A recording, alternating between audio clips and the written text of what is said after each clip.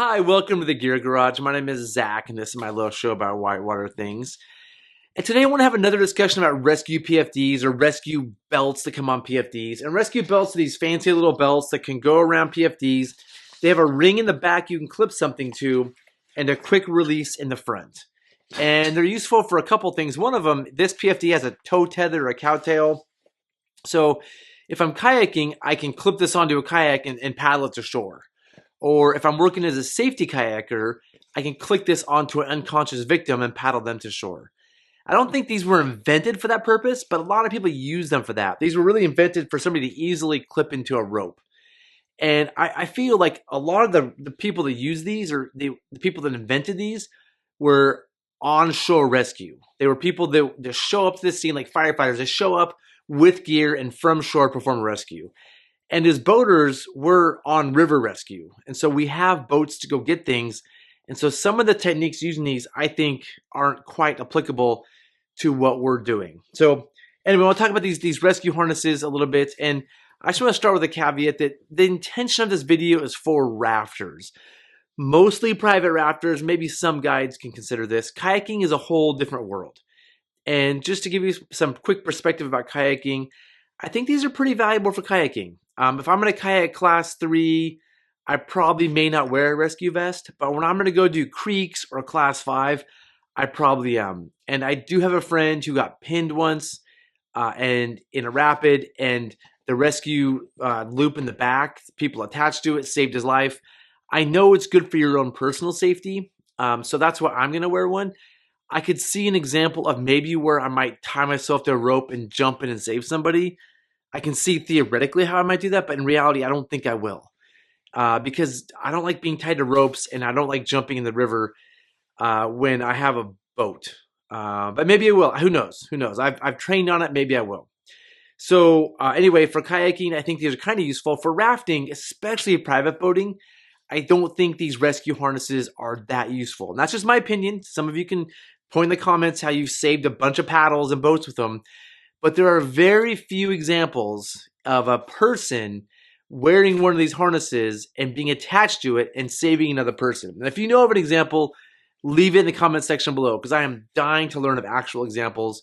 Almost everybody that uses these is saving a paddle or a boat stuck in an eddy or something that probably could have been saved some other way than tying themselves to a rope and jumping in. So just some quick thoughts. This is the Astro Green jacket. It's a sweet PFD. I love this for kayaking. I'm finding that more and more rafters are buying this PFD and wearing it. And this PFD is really designed for kayaking. It has minimal float. It's 16.5 pounds. This thing is made for like in shape, strong, athletic kayakers. This is not made if you have a dad bod or you're not really in shape. This is pretty minimal flotation. This is working under the assumption that you are going to fall out of your kayak or whatever and aggressively self-rescue. This isn't a PFD you want to wear if you're kind of out of shape and you're going to fall out and put your feet up and hope somebody's going to come and get you, or just grab the side of a boat until you get rescued.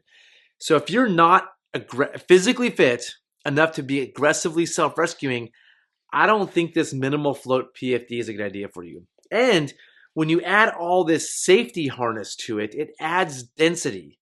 It makes it float less. And so things that are more dense than water are this buckle, the metal behind it, this thing here. It's not that much, but when you add all this safety harness to other stuff like a knife you're carrying, maybe you have some carabiners, it starts to weigh you down. And so you really want flotation. And if you're not going to use a safety harness, I would consider not getting a PFD that has one. And this is a good example of that exact thing. This is the Astro Blue jacket, pretty much the same PFD, doesn't have the added weight of the harness, and it costs less. It has a side zip, so it's easier to get into, and you don't have to buckle and unbuckle this thing every time. So I would say for a lot of you rafters to go with the blue vest or blue jacket over the green jacket. Another PFD I really like is the Palm Nevis. Now, this isn't available in the US. It's not Coast Guard approved, but this has 18 pounds of flotation. And so it already has more flotation than the green jacket. You can still swim great in it. You can aggressively self-rescue. It's a great PFD. And the way that the rescue harness is done, you don't have to thread the buckle through every time. It has this stays like this, and you tighten up the buckle with the side. So I personally think something like this is the future. With it's slim, it's a comfortable vest that we can aggressively self-rescue, and if we need to, it has a little extra flotation, and you don't have to pass this buckle through every time. So to sum kind of a lot of this up, I'm gonna say for kayakers, cool, wear your rescue harness. I'll wear mine. For rafters, it's pretty rare to use them, and they have a net negative effect, although it's kind of small, I admit, but the extra weight is a net negative effect to your buoyancy. And if you're not aggressively self-rescuing, I mean, you are an active swimmer when you fall out, swimming to a boat and getting yourself back in the boat or to shore, you want flotation. And everything you add to your PFD takes away from flotation. And we're kind of stuck with only so many PFDs until the newest stuff comes out with more flotation. So just a couple, with all that said, I want to add a couple last minute thoughts about if you are going to wear a rescue harness. And I see a lot of these issues out in the field. The first thing is your tail here needs to be short. I've been taught to have it be the length of your hand. Like if you grab it, it barely sticks out. If it's too long and you go to release this, it could get bound.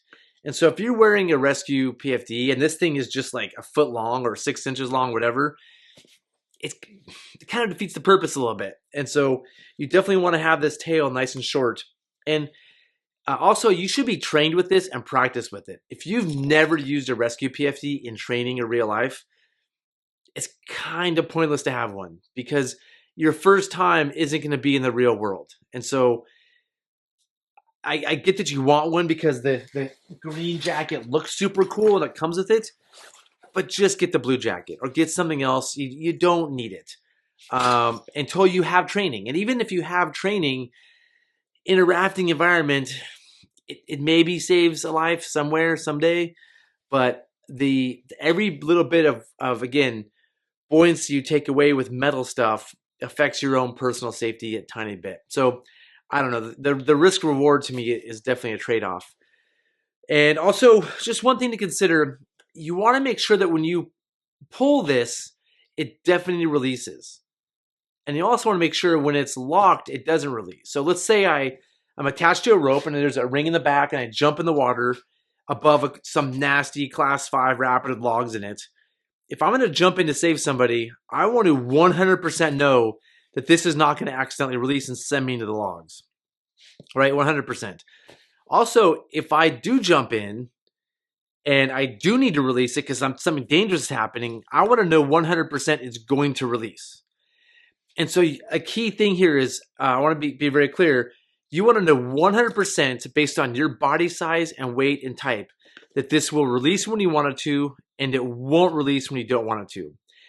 And these aren't every PFD out there is not calibrated to every weight range from like a 120-pound person to somebody 220 like me that's as big as I am. And so, and there's different ways, different Swiftwater instructors have taught how to thread these through. There's the correct way, but in a class, I've been told to not do it the correct way and do it a different way that this rescue person thinks is safer. So however you thread your buckle and your size and the PFD you're wearing, you need to be 100% sure it works when you want it to and doesn't release when you don't want it to. Which means if you buy a new PFD, that you need to go out and practice with it. So I have this PFD that's a rescue PFD. I have this one. I have my green jacket. I have this Mustang one. I have another one over there. I have a lot of PFDs. I don't know. I have a lot of PFDs. I mean, yeah, sorry. I have a lot. And people get mad at me because I have too many PFDs, but it's part of my job having that many. Anyway, I want to know that every one of those, if I'm going to wear a different one on a different occasion, is going to work the way I want it to. And I can tell you, I haven't trained with all of them. So sometimes when I wear a rescue PFD out, I'm going to be pretty choosy when I use it because I don't know 100% it's going to hold. I'm not going to, since I've never trained with it, I'm not going to jump out above that class 5 rapid full of logs because I don't know 100% this is going to hold because I haven't trained with it. And so I think it's really important that if we're going to wear these things, that we have at least been trained on them and practice with the one that we currently have. Hopefully that makes sense. The last thing I want to say is the last time I used one of these, or I was around one of these, we were above a class 5 rapid of the log in it, and I didn't want to get tied into it, but somebody else did, and I was on the belay, and he was in an old Astro Green jacket. I remember thinking, and if somebody swam by, he was going to jump in and pull him in. I remember thinking, man, is he 100% sure that thing is going to hold if he was a large person and the person he's holding is on the end of the rope in that swift water? Because if he jumped in to save the person and it released, he is basically swimming into sure death. And at that moment had an impact on me. I was on belay. He was there ready to swim. He didn't have to go after somebody, but I just didn't feel like I had the confidence that he could be on the end of that rope. Like maybe he could and it would hold, but if it was him and somebody else, could this accidentally release? I don't know. I don't know the answer to that. It's questions that I have. So with all those thoughts, if you know more about this than I do, which most of you probably do, I'm an idiot, or have experience with these, or you're a real rescue instructor and you're trained and have read scientific papers about how these things work and seen studies, I want to learn more. Put comments in the comment section below so I can learn. But I'm going to say my general take, just to sum this up as concisely as possible. If you're a kayaker and you're wearing a rescue harness, great, cool. Seems like a logical thing to do. If you're a kayaker, you're probably athletic, you probably can self-rescue. Seems reasonable. If you're a rafter and you're not really in good shape, you're probably not going to be the person that's jumping after somebody. You're not somebody who's self-rescuing because you're not a good swimmer or whatever. You probably don't want this thing. And it's probably more responsible to not have it. So that's my opinion. Again, share thoughts in the comment section below. And this is a very nuanced topic that I think about a lot. I have a lot of discussions about with a lot of people. And hopefully this creates more discussion that I can learn from. And yep, that's it for this episode. See you next time. Thanks.